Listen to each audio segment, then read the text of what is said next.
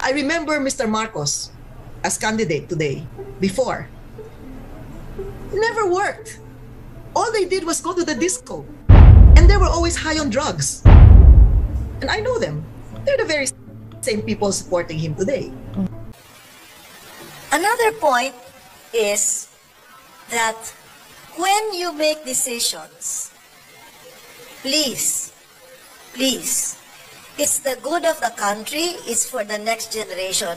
Remember that not all of us have an escape hatch like you do.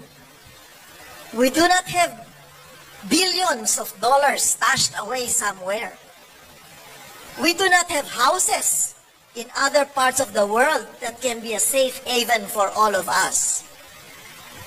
So please read, learn, go back and find out what happened in history, because if you don't know it, or you don't want to know about it, then you're just bound to make the same mistakes or commit the same mistakes.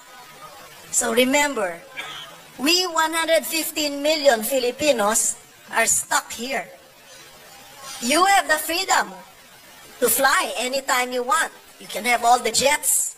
You can buy all the houses, the palaces, the mansions that you want.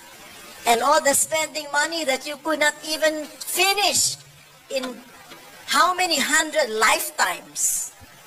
Please, don't make us look like fools, and maawa naman kayo sa Pilipino.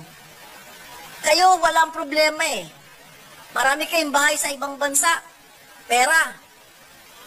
Madali kayo lumipad. Ginawa nyo na yan eh. Lumipad na kayo eh. O, di ba?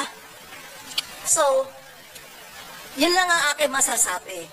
Kawawa naman po kami. At hindi lang mahihirap ang kawawa. Yung middle class na paunti-unti nawawala. Yung kanilang pinag-ipunan dahil lang naniniwala sila dito sa mga propaganda, sa mga trolls, sa mga TikTok, sa mga...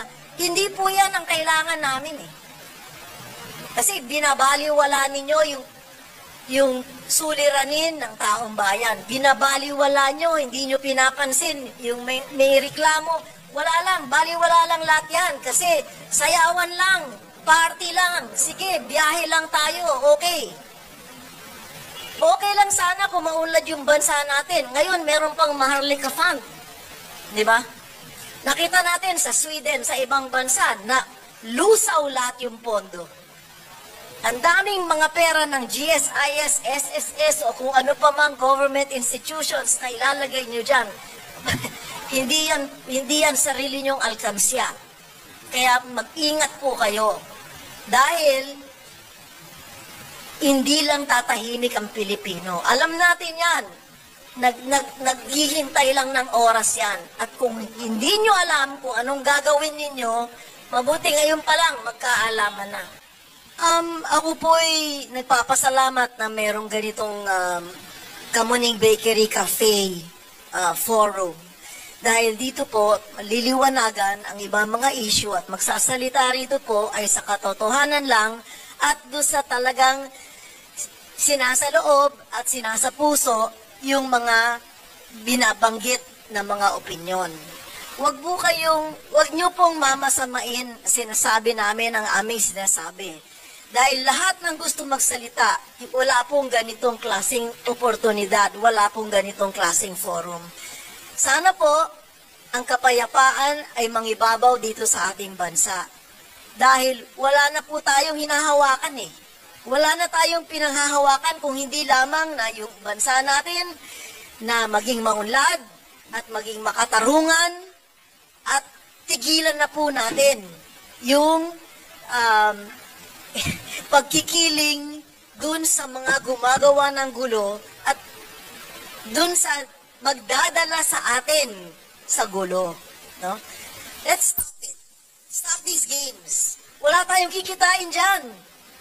Kung may kumita man, baka ibang kontratista kikita. O, di ba?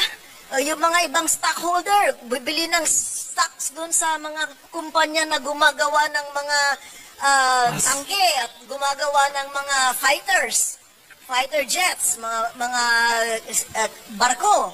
Sila na lang kikita dyan. Lahat tayo talo pagka nagkagulo dito, no?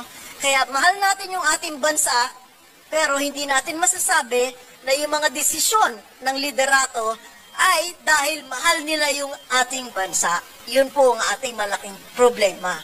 Kaya pasalamat po ako sa lahat sa inyo sa media dahil sa pamamagitan ninyo, doon naaabot yung mga ganitong pananaw sa taong bayan.